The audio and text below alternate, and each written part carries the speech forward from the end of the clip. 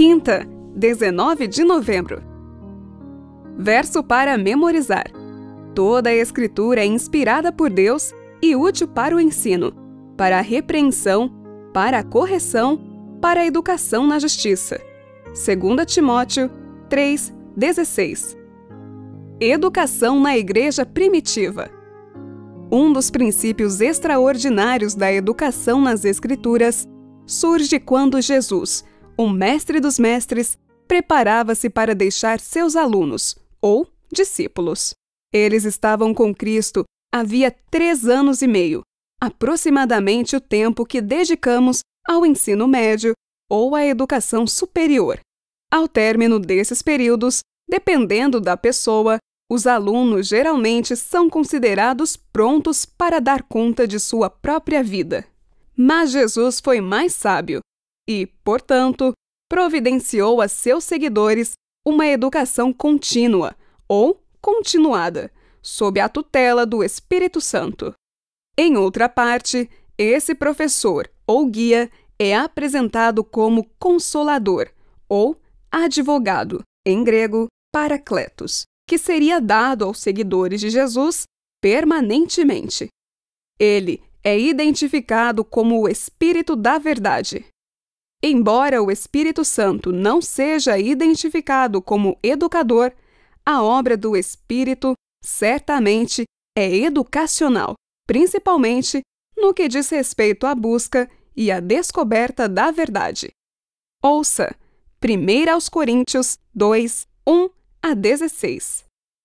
Eu, irmãos, quando fui ter convosco, anunciando-vos o testemunho de Deus, não o fiz com ostentação de linguagem ou de sabedoria, porque decidi nada saber entre vós, senão a Jesus Cristo e este crucificado.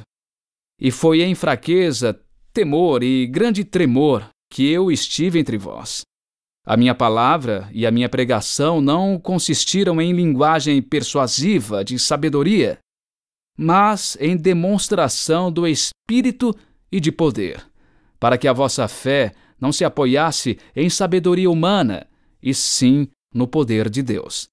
Entretanto, expomos sabedoria entre os experimentados, não porém a sabedoria deste século, nem a dos poderosos desta época, que se reduzem a nada, mas falamos a sabedoria de Deus em mistério, outrora oculta, a qual Deus pré-ordenou desde a eternidade para nossa glória.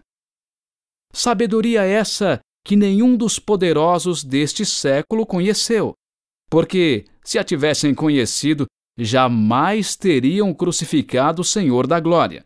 Mas, como está escrito, nem olhos viram, nem ouvidos ouviram, nem jamais penetrou em coração humano o que Deus tem preparado para aqueles que o amam. Mas Deus no-lo revelou pelo Espírito, porque o Espírito a todas as coisas perscruta, até mesmo as profundezas de Deus. Porque qual dos homens sabe as coisas do homem, senão o seu próprio Espírito, que nele está? Assim, também as coisas de Deus, ninguém as conhece, senão o Espírito de Deus. Ora, nós não temos recebido o Espírito do mundo, e sim o Espírito que vem de Deus, para que conheçamos o que por Deus nos foi dado gratuitamente. Disto também falamos, não em palavras ensinadas pela sabedoria humana, mas ensinadas pelo Espírito, conferindo coisas espirituais com espirituais. Ora, o homem natural não aceita as coisas do Espírito de Deus, porque lhes são loucura, e não pode entendê-las, porque elas se discernem espiritualmente. Porém, o homem espiritual julga todas as coisas, mas ele mesmo não é julgado por ninguém. Pois quem conheceu a mente do Senhor, que o possa instruir?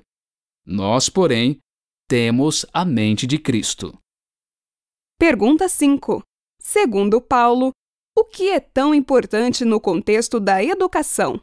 Paulo lembrou à igreja de Corinto que, ao se encontrar com eles pela primeira vez, ele não havia falado de nada mais, senão de Jesus Cristo e de sua crucificação.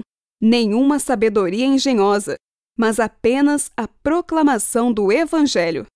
Mas isso não foi o fim, pois uma vez que esses novos cristãos se tornaram maduros, o apóstolo voltou para lhes ensinar a sabedoria, as coisas ocultadas por Deus desde a eternidade, até mesmo as profundezas de Deus.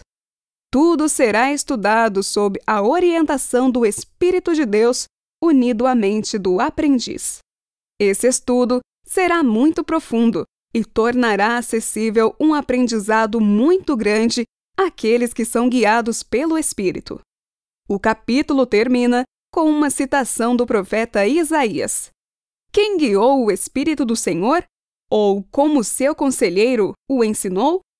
O profeta, ao falar a pessoas comuns de sua época, disse que ninguém poderia fazer isso, mas Paulo ampliou essa percepção, concluindo: